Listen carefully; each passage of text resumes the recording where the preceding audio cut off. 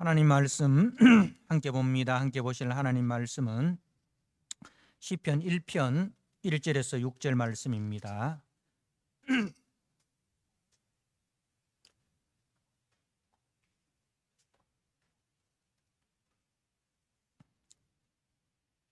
시편 1편 1절에서 6절 말씀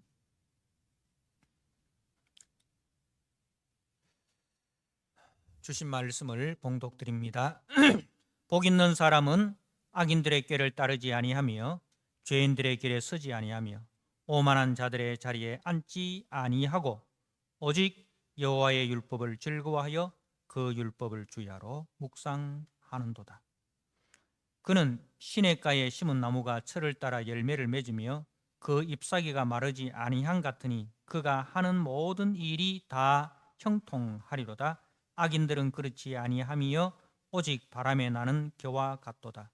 그러므로 악인들은 심판을 견디지 못하며 죄인들이 의인들의 모임에 들지 못하리로다. 무릇 의인들의 길은 여호와께서 인정하시나 악인들의 길은 망하리로다. 아멘. 하나님 아버지, 이 시간 또 주의 사랑 우리에게 비추어 주시옵소서. 그 사랑으로 인하여 우리의 심령이 평안함을 얻고 그 사랑으로 인하여 우리의 마음이 은혜와 기쁨으로 충만케 되어지게 하여 주옵소서. 세상과 나는 간 곳 없고 오직 구속하신 주님만 보여지고 그 말씀이 온전히 우리의 영혼을 사로잡는 시간 되게 하여 주옵소서. 예수님께 하신 이름으로 기도드리옵나이다. 아멘. 오늘 시편 1편 말씀을 가지고 당신은 복 있는 사람입니까? 라는 제목으로 말씀을 함께 나누고자 합니다. 우리가 시편 120편 이제 성전으로 올라가는 노래로 시작해서 150편까지 이 말씀을 묵상을 하였습니다. 그리고 이제 다른 성경을 강의할까 그렇게 고민을 하다가 다시 시편 1편으로 돌아왔습니다. 그러면 여러분들 마음속에 언제 그러면 시편 1편에서 시편 119편까지 이거 10편만 듣다가 인생 끝나는 거 아닌가 이런 이제 생각도 들 수가 있을 테인데 이제 뭐 그렇게 해도 되긴 됩니다만은 뭐 성경 66권 중에 10편만 있는 게 아니니까 그렇게는 할 수 그렇게 하기보다 이제 제가 시편 1편에서 시편 119편 중에서 좀 꼭 이 말씀은 전해야 되겠다라고 생각하는 시편하고 또 여러분들이 시편을 이제 그 종종 대하시지 않습니까? 그죠? 다른 성경보다 그래도 시편 대하기가 좀 뭐 쉽다는 것은 아니고 그래도 시편이 좀 가까우니까 그 시편을 대하는 중에 이 시편은 한번 설교를 한번 들어봤으면 좋겠다라고 생각되어지는 시편이 계시면 저에게 말씀을 해주시면 이제 제가 그 여러분들이 듣고 싶어 하시는 그 시편 말씀을 이제 설교 본문으로 삼고 그렇게 한번 해보도록 하겠습니다. 그래서 이제 꼭 뭐 이번 주가 아니더라도 이제 좀 빠른 시일 안에 여러분들이 듣고 싶어하는 그 시편 본문이 계시면 저에게 말씀해 주십시오. 할 수 있으면 그 시편을 듣고 싶어하는 이유도 함께 말씀해 주시면 좋고 그것이 부담스러우면 그 본문만 말씀해 주셔도 되겠습니다. 그렇게 해서 시편을 좀 더 또 그 듣는 시간을 갖도록 하겠습니다. 당신은 복 있는 사람입니까? 옆에 있는 분들한테 한번 물어보세요. 당신은 복 있는 사람입니까? 예. 예. 예. 그리고 당신은 복 있는 사람입니다 라고 한번 인사해 주시기 바랍니다. 예. 예. 예. 예. 예. 두 번째 인사하니까 훨씬 얼굴 표정이 밝아지네요. 예. 예. 예. 복이란 말은 참 우리에게 있어서 친숙한 단어이죠. 그죠? 그래서 새해가 되자마자 우리는 어떻게 인사합니까? 예. 새해 복 많이 받으세요. 이렇게 예수 믿는 사람이나 예수 안 믿는 사람이나 다 그죠? 새해 복 많이 받으십시오 라고 그렇게 인사를 합니다. 그런데 예수 안 믿는 사람들이 새해 복 많이 받으십시오 할 때 그 복의 개념하고 우리 예수 믿는 사람들이 새해 복 많이 받으세요 라고 인사하면서 쓰는 그 복의 개념이 같을까요? 다를까요? 다르겠죠? 예, 질문의 의도를 우리 석 집사님이 잘 파악하셔서 다릅니다. 다릅니다. 세상이 말하는 복은 어떤 겁니까? 눈에 보이는 것, 그죠? 손에 잡히는 것, 그죠? 눈에 보이고 손에 잡히는 것들. 그리고 대부분 보면 자기 중심적인 것들입니다. 그러니까 새해도 건강하고 새해도 아무 사고 없이 또 질병 없이 그죠? 일상생활 잘 유지하고 또 새해에는 또 우리 자녀들이 취업도 하고 결혼도 하고 그죠? 또 승진도 하고 또 새해에는 우리가 꿈꾸는 계획했던 모든 것들이 소원성취되는 그죠? 그런 한 해가 되기를 바랍니다. 아마 그런 의미에서 세상 사람들은 새해 복 많이 받으세요. 그죠? 그렇게 인사를 합니다. 물론 이런 것들을 성경이 무조건 다 배격하는 것은 아닙니다. 성경에서 뭐 그러면은 예수 믿는 사람들은 뭐 건강을 잃어버려야 되고 자녀들이 뭐 망해야 되고 집안이 뭐 망해야 되고 늘 뭐 사망의 음침한 골짜기를 걸어야 되고 그죠? 뭐 좁은 문 좁은 길 지지도 공상맞게 뭐 바울처럼 뭐 지하 감옥에도 갇혀야 되고 뭐 그죠? 다 내팽개치고 선교여행 다녀야 되고 뭐 그런 개념은 아닙니다. 그런 개념은 아닙니다. 이제 이 세상이 말하는 그 복이라는 개념은 부수적인 것이지 복의 본질이 아니라는 거죠. 복의 어떤 하나의 현상, 복의 어떤 그 현상이지 그 복의 본질이 아니라는 거예요. 그럼 중요한 것은 뭐예요? 본질이 중요한 거 아닙니까? 그래서 성경의 복은 이 세상이 말하는 복을 넘어서 하나님이 원래 사람을 만들었을 때 그 모습으로 돌아가는 거예요. 하나님이 사람을 만들었을 때의 그 모습, 그 본질로 우리가 돌아가는 것을 말하는 거예요. 그러면 하나님이 사람을 만드셨을 때의 그 모습이 어떤 모습입니까? 창세기 1장 28절 말씀을 우리가 한번 볼까요? 창세기 1장 28절을 우리 같이 한번 읽도록 하겠습니다. 27절 28절 읽도록 하겠습니다. 같이 읽겠습니다. 시작. 하나님이 자기 형상 곧 하나님의 형상대로 사람을 창조하시되 남자와 여자를 창조하시고 하나님이 그들에게 복을 주시며 하나님이 그들에게 이르시되 생육하고 번성하여 땅에 충만하라 땅을 정복하라 바다의 물고기와 하늘의 새와 땅에 움직이는 모든 생물을 다스리라 하시니라. 아멘. 하나님께서 사람을 하나님의 형상대로 남자와 여자를 창조하시고 그들에게 복 주셨다라고 말합니다. 그러니까 그 하나님의 형상대로 지음받은 그 자체가 복이라는 거예요. 우리가 하나님의 형상, 하나님의 형상이라는 것은 하나님의 대리자를 말하는 거예요. 우리 속에 하나님의 성품이 들어오고 하나님의 능력이 들어오고 하나님의 그 품격이 들어왔어. 그래서 하나님을 대신해서 하나님을 대리해서 하나님이 하시고자 하는 일들을 맡아서 할 수 있는 그런 존재로 지음받았다는 거예요. 그런 존재로 지음받았다는 거예요. 그게 복이라는 겁니다. 예.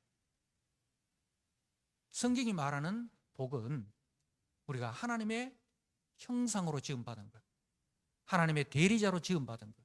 그래서 우리 속에 하나님의 숨이 들어왔습니다. 하나님의 생명이 들어왔습니다. 하나님의 성품이 들어왔습니다. 하나님의 품격이 우리 속에 들어왔어요. 그런 그 모습을 보고 복 있는 사람이구나, 그렇게 이야기를 합니다. 그래서 이제 그런 모습을 보고 이제 아담이 이 하와에게 고백하는 말이 이 창세기 2장 23절에 아담이 이르되 이는 내 뼈 중에 뼈요 살 중에 살이라. 이는 내 뼈 중에 뼈요 살 중에 살이라. 그렇게 이야기를 합니다. 그러니까 그 하와 속에, 여자 속에 하나님의 형상이 담겨져 있어요. 하나님의 성품과 하나님의 품격과 그 하나님의 능력이, 하나님의 그 지혜로움이 담겨진 그걸 보고 이는 내 뼈 중에 뼈요 내 살 중에 살이라, 이렇게 사랑의 고백을 하는 거예요. 그냥 그 아담이 이 하와를 보고 하는 고백이 그냥 첫눈에 반해가지고 그냥 사랑 고백하는 게 아니고 그 하와 속에, 여자 속에 뭐가 담겨져 있습니까? 하나님의 형상이 담겨져 있어요. 하나님의 성품이, 하나님의 정의, 하나님의 지혜, 하나님의 능력이 담겨져 있어요. 그걸 보고 아담이 놀라는 거예요. 참 복 있는 여자구나, 참 아름다운 여자구나, 참 선한 여자구나, 내 뼈 중에 뼈요 내 살 중에 살이구나. 그렇게 고백을 하는 겁니다. 그래서 성경의 복은 하나님이 사람을 만들었을 때의 그 원래의 모습으로 돌아가는 겁니다.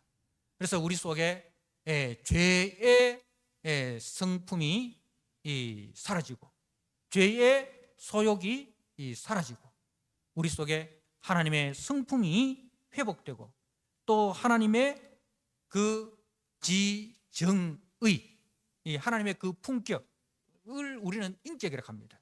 이 진정한 인격은 하나님의 품격을 보고 인격이라고 합니다. 저분 참 인격적인 사람이다 는 그 말은 그 속에 하나님의 품격이 들어있는 거예요. 품격이 들어있는 사람을 보고 인격적이라는 말을 쓰는 거예요. 그래서 우리 속에 잃어버렸던 하나님의 그 품격, 하나님의 그 성품, 그죠? 하나님의 그 지혜와 능력이 회복되는. 그래서 그렇게 되면 어떻게 됩니까? 위로는 하나님을 사랑하고 아래로는 이웃을 내 몸처럼 사랑하는 그런 사람으로 우리가 살아가게 되는 거예요.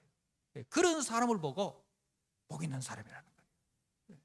어떠한 형편에서든지 하나님을 사랑하고 어떠한 형편에서든지 내 이웃을 내 몸처럼 사랑하는, 그래서 그 속에 하나님의 그 모습이 담겨져 있고 그 삶 속에 하나님의 품격이 나타나는 그 사람을 보고 저 사람은 참 행복한 사람이구나, 그렇게 말하는 겁니다. 여러분, 그런 사람이 있을까요? 성경에는 이제 그런 사람을 우리에게 보여주고 있습니다. 민수기 말씀에 보니까 모세를 보고 모세는 그 모세의 온유함이 지면의 모든 사람들보다 성하였더라, 그렇게 이야기합니다.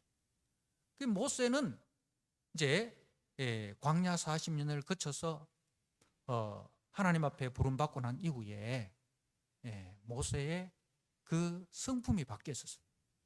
모세의 처음 성품은 어떠했습니까? 기질적으로 굉장히 전투적인 사람이었습니다. 그죠? 굉장히 전투적인 사람이었어요. 자기가 목적한 것을 달성하기 위해서는 수단과 방법을 가리지 않는, 살인까지도 섭지 않는 목적지향적인 사람이었습니다. 그래서 자기 동족이 고난당하는 것을 보고 그 동족을 구원하기 위해서 애굽 사람을 죽이는 것을 서슴지 않았습니다.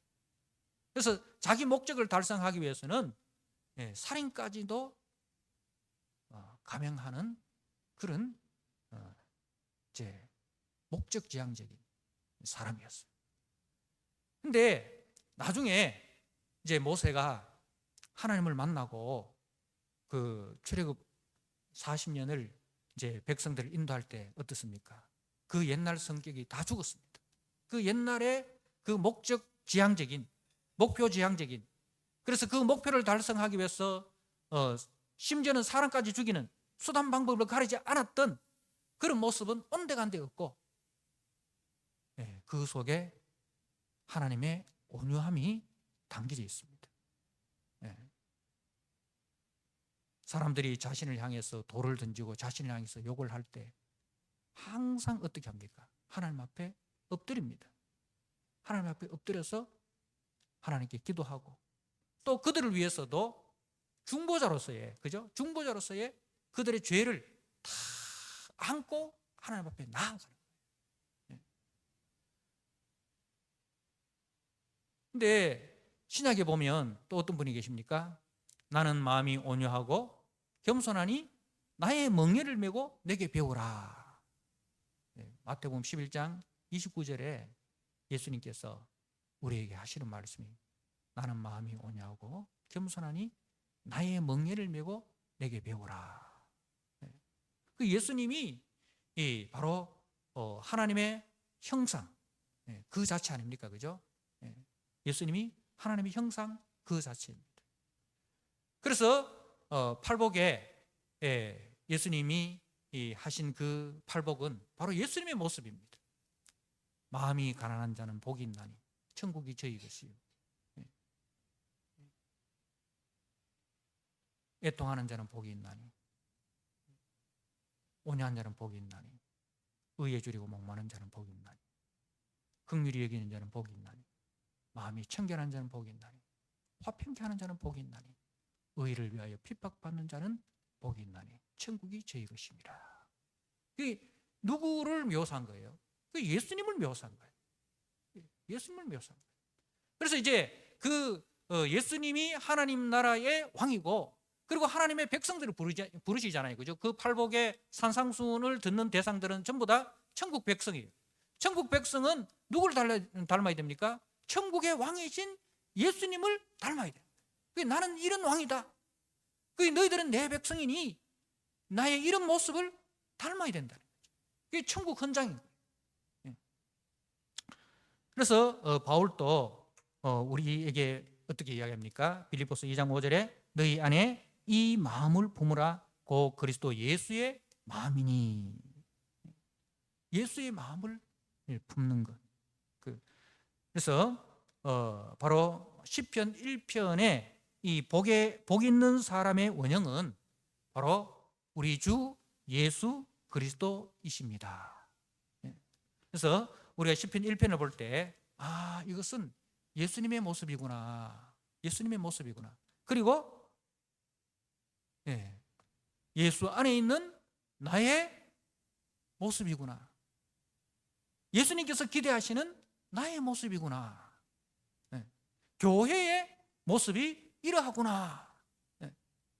그렇게 우리는 시편 1편을 보아야 합니다.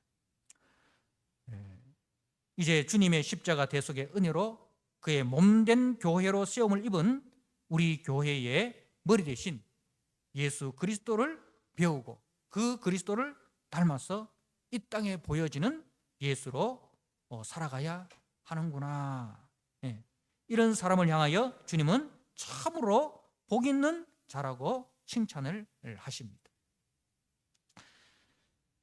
그래서 오늘 복 있는 사람은이라고 할 때 이건 어떤 의미냐면은 가만히 관찰해 보니까 그 사람의 인생을 추적해보고 그 사람이 어떻게 살았는가를 이제 되돌아보니, 야, 정말 그 사람은 복 있는 사람이었구나, 참 복된 사람이었구나, 이렇게 그렇게 이야기를 하는 거예요. 그러니까 이 복 있는 사람이라는 것은 주위 사람들이 그 사람의 은행을 관찰한 후에 내린 결론으로서, 아, 저 사람은 참 복 있는 사람이구나. 그래서 그 관찰된 사람이 얼마나 부러운지를 감탄하며 하는 말인 거예요. 야, 정말 저 사람은 예수님 닮았구나. 예수님의 일생의 복사판이구나. 이 땅에서는 예수님으로 인하여 핍박받고 때로는 눈물골짜기 걸어가면서 힘들고 어려웠지만, 그럼에도 불구하고 그 사람 세상과 타협하지 않고 세상 가치관에 물들지 않고 믿음의 사람이 걸어야 할 그 길을 기도로, 무릎으로 그렇게 걸어갔구나. 야, 참 그 사람 복 있는 사람이구나. 그렇게 하는 말이에요. 그렇게 하는 말이에요. 그래서 그 사람이 부럽다는 거죠. 아, 그 사람은 참 성경적인 사람이었고 그 사람은 참 이상적인 사람이었구나. 참 선망의 대상이었구나. 정말 축하받아 마땅한 사람이구나. 참 부럽다. 참 행복한 사람이다. 참 복된 사람이다. 그런 말입니다. 그러니까 우리가 예수님의 일생을 살펴보면 늘 그 눈물골짜기, 좁은 길, 좁은 문, 그죠? 걸어갔지 않습니까? 그런데 오늘날 얼마나 많은 사람들이 그 예수님을 흠모합니까? 그 예수님을 얼마나 흠모합니까? 낮엔 해처럼 밤엔 달처럼, 그죠? 예수님처럼 바울처럼 그렇게 살 수는 없을까? 그 예수님이라면 어떻게 하셨을까? 그 우리가 그렇게 살지 못해도 다 그렇게 예수님처럼 살고 싶은 그 소망이 우리 속에 다 있지 않습니까? 그죠? 바울처럼 그렇게 살 수 없을까? 바울의 그 고백, 그 일생을 다 걸어간 이후에 내가 선한 싸움을 싸웠고 달려갈 길을 마쳤고 믿음을 지켰으니 이제 이후로는 나를 위하여 예비된 의의 멸류관 날 바라보라. 그 죽음의 문턱에서 그렇게 당당하게 고백할 수 있었으며, 이게 우리 예수 믿는 사람들의 다 소원 아닙니까? 그죠?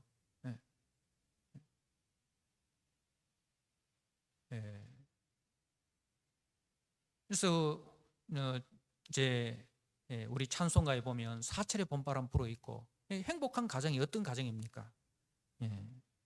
이런 가정 아니겠습니까? 우리 찬송가 559장 말씀을 한번 559장 가사를 한번 볼까요?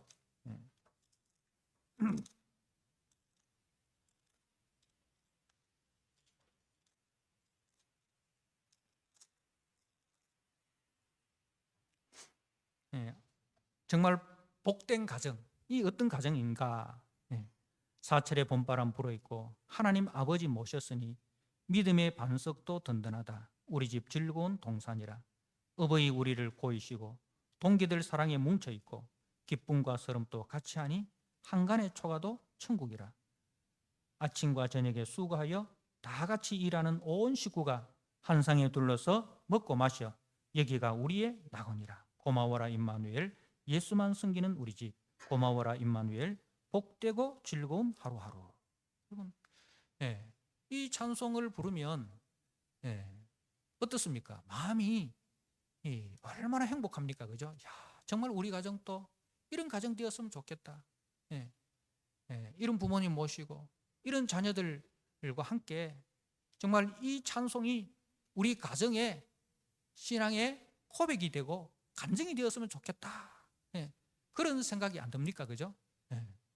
우리가 억만금을 모았다 하더라도 그것으로 인해서 자식들이 그 재산 때문에 형제 우애가 사라지고 부모가 돌아가신 이후에 서로 형제간에 왕래도 안 하는 그런 가정 여러분 부럽습니까? 그런 가정 안 부럽지 않습니까?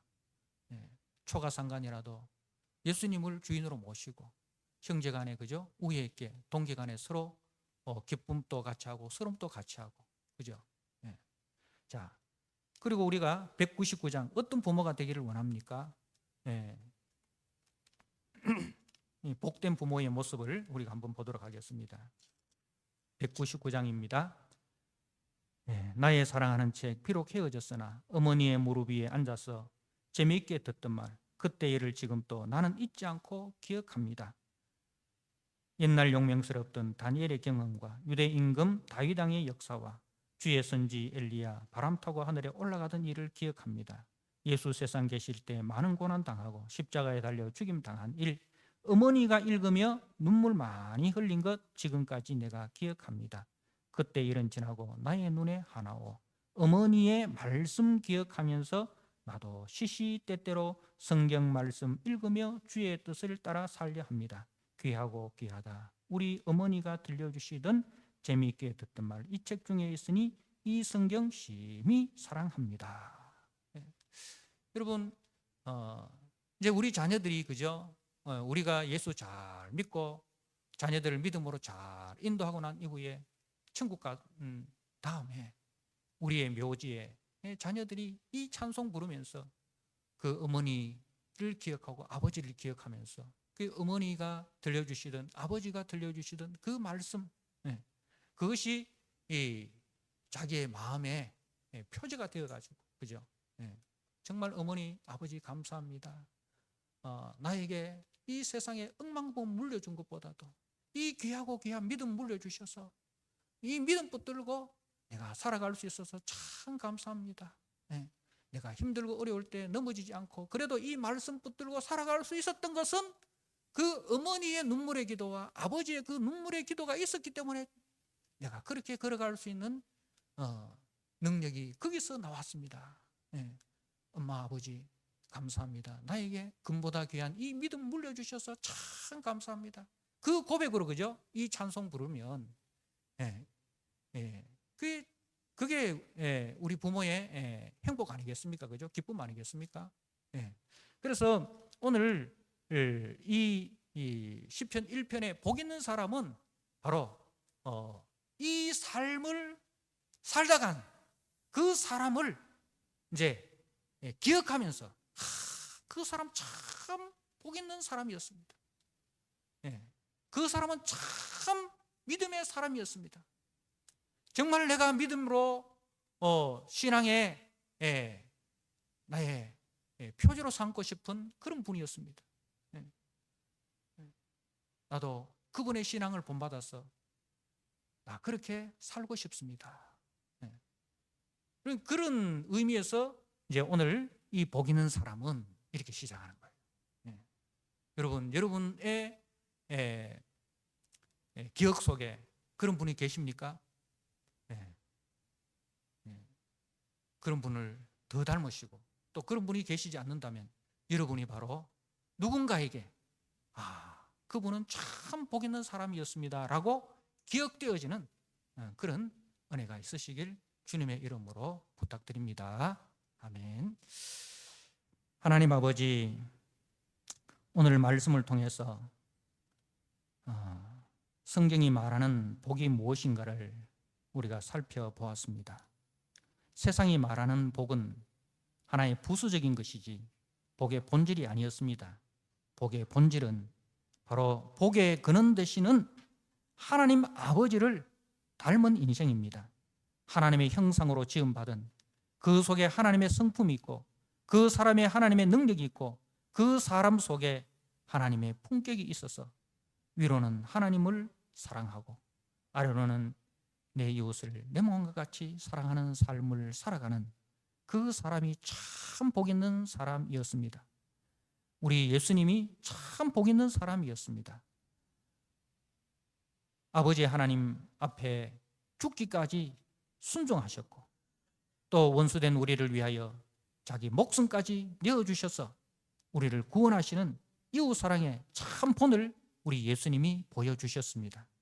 하나님 아버지, 우리 좋은 육교의 모든 믿음의 성도들이 이 예수님을 본받아서 그렇게 살기를 원합니다.